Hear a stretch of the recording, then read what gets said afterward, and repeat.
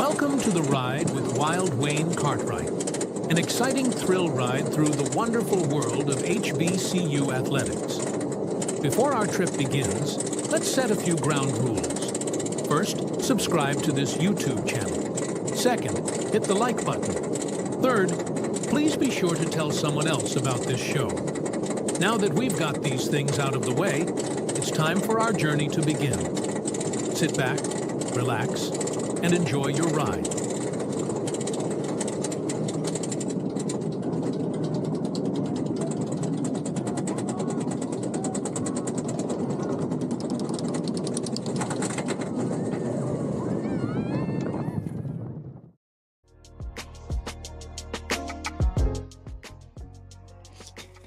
Hey, good evening, everybody, and welcome to a special edition of The Ride.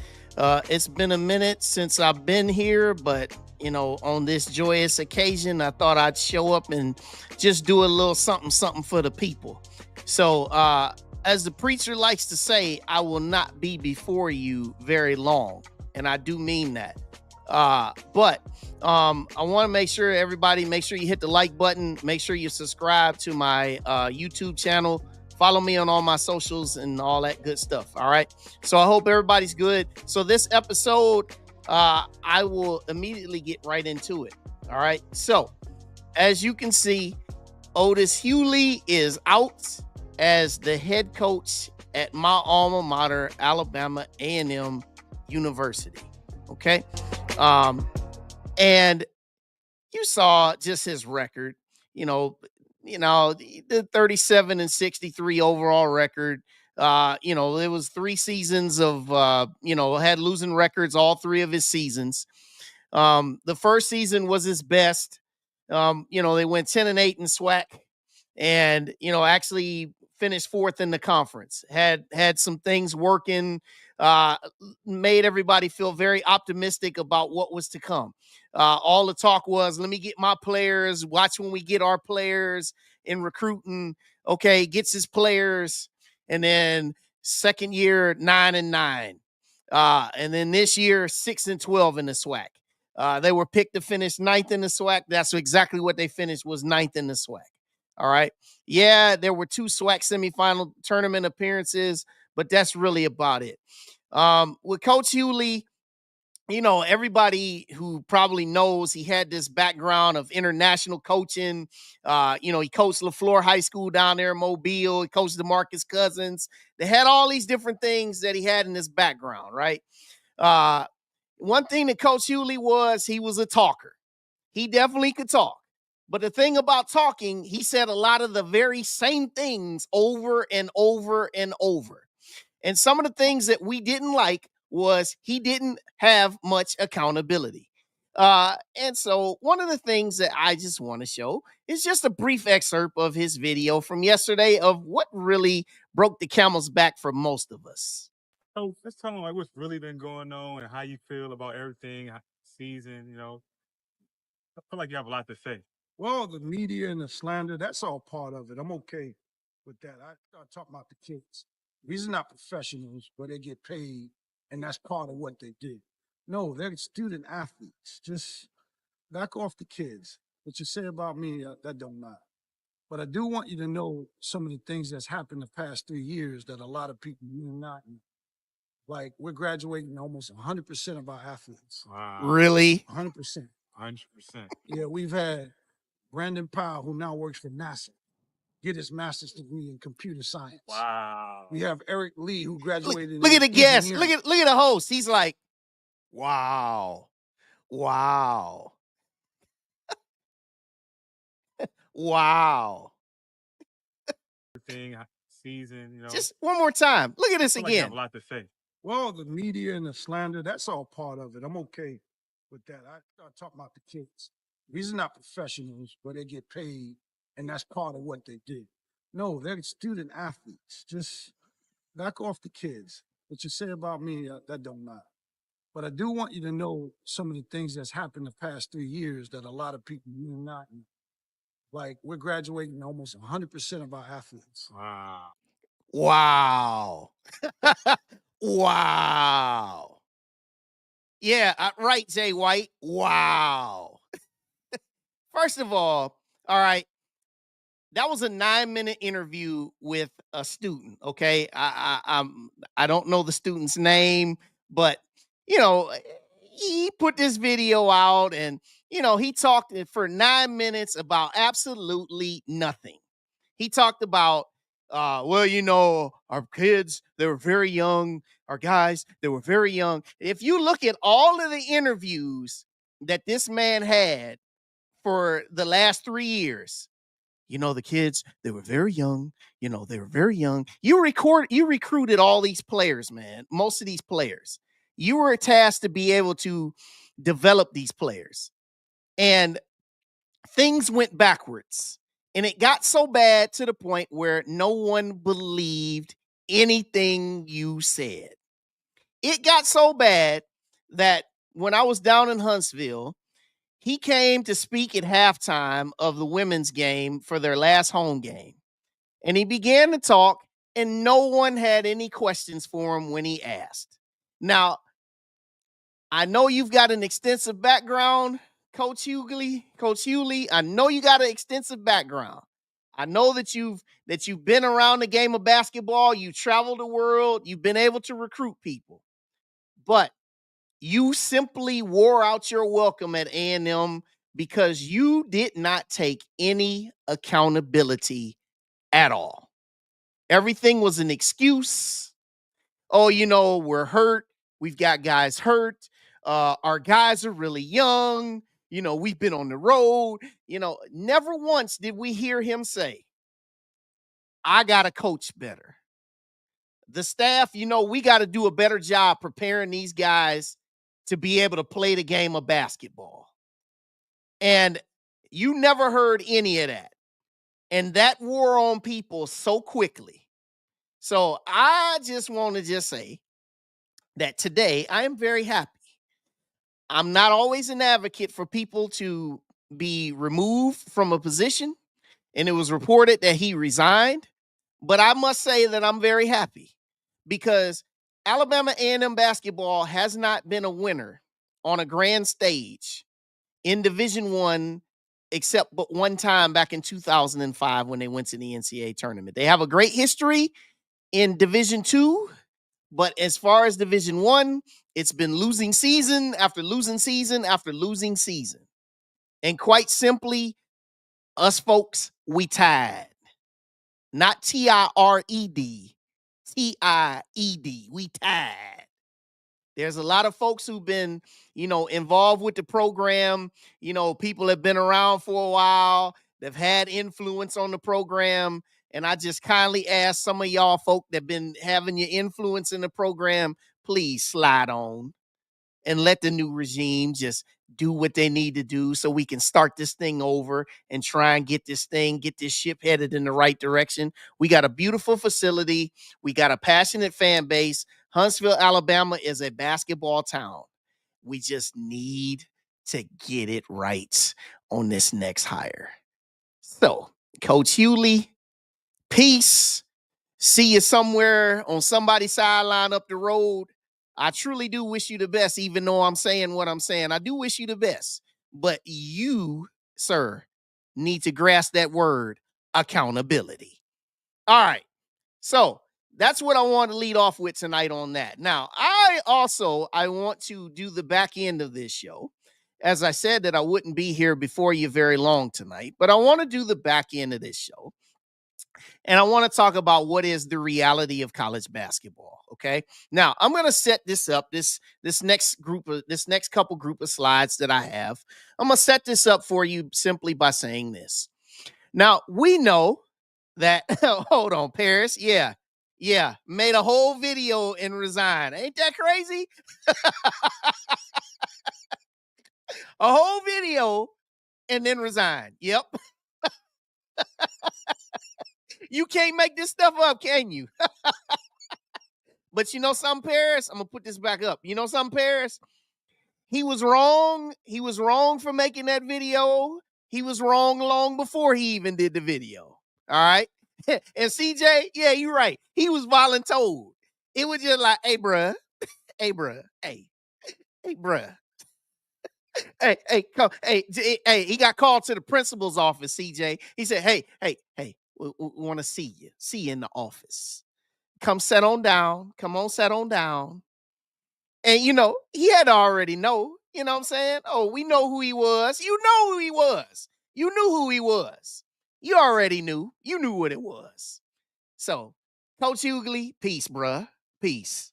Peace. Really, peace. All right. So, what I want to do here on the back end of this show, okay? This next set of slides. Hold on. Yeah, he stomped out. Yeah, you heard he stomped out the meeting angry. I heard the same thing. It's the kind of stomping out when they say your services are no longer needed. All right. Y'all got me going. What up, Zoe? Good to see you, brother. Y'all got me going. All right. I got to get to the next part of this show, man, because I said I'm not keeping everybody long tonight. Okay. Now, something here about college basketball. I want to just say this. Okay. Now, I know this time of year, we like to get in and we like to talk about where our HBCU basketball teams get seeded in March Madness. Both of them, Norfolk State and Alabama State on the men's side, they were both 16 seeds this year. Norfolk State got put in the main draw, and Alabama State went to Dayton, and they won a game against St. Francis, PA, who, as it is, St. Francis is headed to go to D3 now. Okay. So we know about that, and then we know about how Norfolk State women were 13th seeded, and then their head coach resigned and took a job down there at Auburn. And then also Southern's women, shout out to Southern's women. They were 16 seed. They won a play-in game, and then they lost to UCLA. But we know what gets said every year, and you guys have seen my previous videos, so I don't need to go on this exhaustive talk about net rankings and all that different stuff. If you guys need any additional context on net rankings, there's plenty of it in my previous videos. But for the sake of the talk tonight, I just want to talk about something that is the reality of college basketball, okay? If you look at the landscape now, these are the non-major conferences, okay? Now, I pulled them all up. These are the non-major ones. Now, we know what the major leagues are. The major leagues in college basketball is Big 10, ACC, SEC, Big 12, Big East, right? Those are the big boys, okay? Those are the ones that are churning out the teams that you see in the Sweet 16 right now that resumes again on Thursday night, okay? These are the teams in these leagues, as we like to call them. Most of them are one bid leagues, right? They only go to the conference champion, okay? So you look at all of these teams and you see the SWAC, the MEAC, you see them all in here. The Valley Conference USA, they're all represented right here on your screen, okay? Now, each and every last one of these conferences play just like we do in the SWAC and the MEAC. Play really, really hard. You play a full round of maybe 18 game schedule to get to your conference tournament. You get one chance to get your name called on Sunday, right? So all these conferences had that chance to do that. They all had their celebrations. They did all those good things, okay? And then you look here on the next slide. These are the non-major conference wins in the tournament as it was, okay? The MAC, the Metro Atlantic Athletic Conference, was Mount St. Mary's winning that play-in game over American, and then they got absolutely shellacked in the first round. The Valley, that was Drake. They beat Missouri. They were 11 seed. They turned around and lost the next game. The Mountain West, they had two teams make it into the next round. Colorado State, who got beat on the buzzer beater in the second round by Maryland. And then you had New Mexico, who barely lost to Michigan State. You had McNeese State, that's the Southland Conference. They won a game. They won their first game over Clemson. They lost in the second round. And then you had two teams out of the West Coast Conference. It was Gonzaga. It was St. Mary's. They both won the first round game. They lost in the second round. And then you see the SWAC there, Alabama State. They won that play-in game over St. Francis, okay? This is it. This is all you got, okay? Now, a lot of times we sit here and we get to complaining, and I'm going to go back to this previous slide. A lot of times we get into complaining, ladies and gentlemen, about, oh, they're seating us so low. Oh, look where they put us.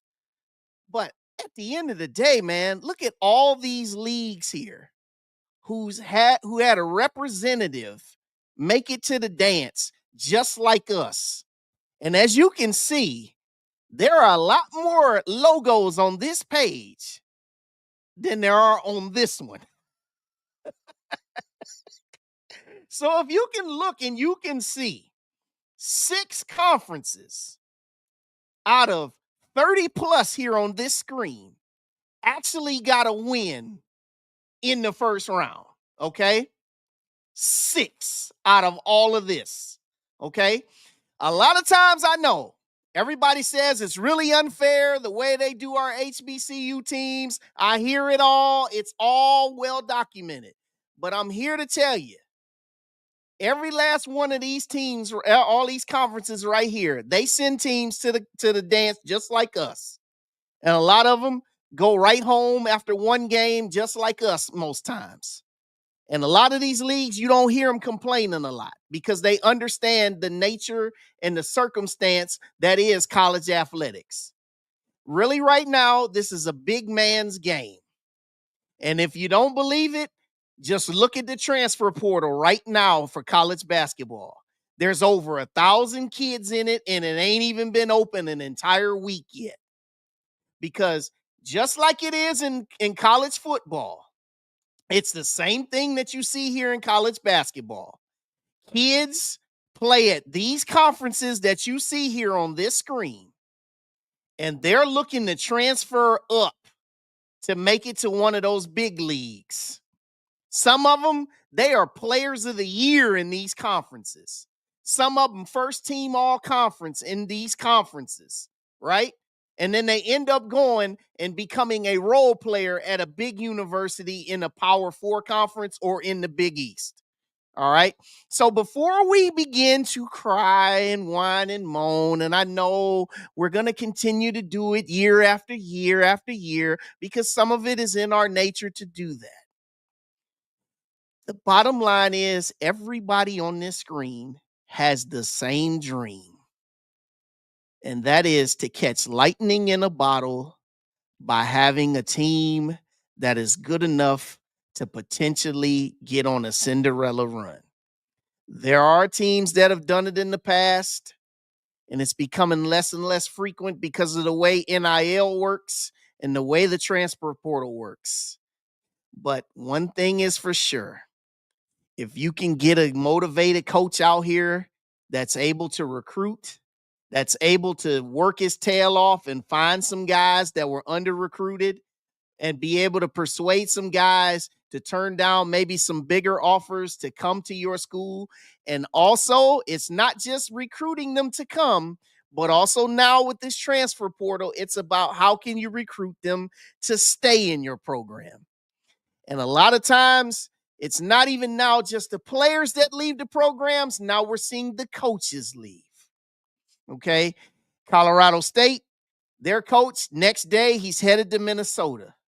Will Wade, coach McNeese State in the Southland, he's headed to NC State. And so on and so forth as it goes. That is how the cycle works.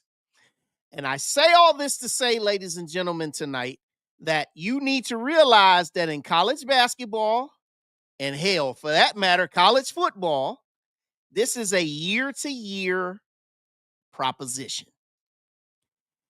Everybody used to say, well, we got to build a program and used to be able to keep teams and all that. Them days are over with. And the quicker that you can grasp that concept, the better you'll be able to understand how business works. And you'll be able to loosen that emotional attachment that we tend to get this time of year. Okay? Because the emotional attachment that we tend to have, just like how the coach at Norfolk State left to go to Auburn. Listen, brother man was making $214,000 at Norfolk. He's now making over $500K at Auburn. Listen, don't be a hater. Congratulate him because everybody's trying to move up. Just like how you try to move up in your occupation, coaches on these conferences, they're looking to do the same thing. And also a lot of the players. But on our level, we got to be able to master in our own weight class. So I just wanted to say the reality of basketball is just that it's not just us, y'all. Look at everybody. And you look right here, these are the only ones that got wins in the Sweet 16 right now.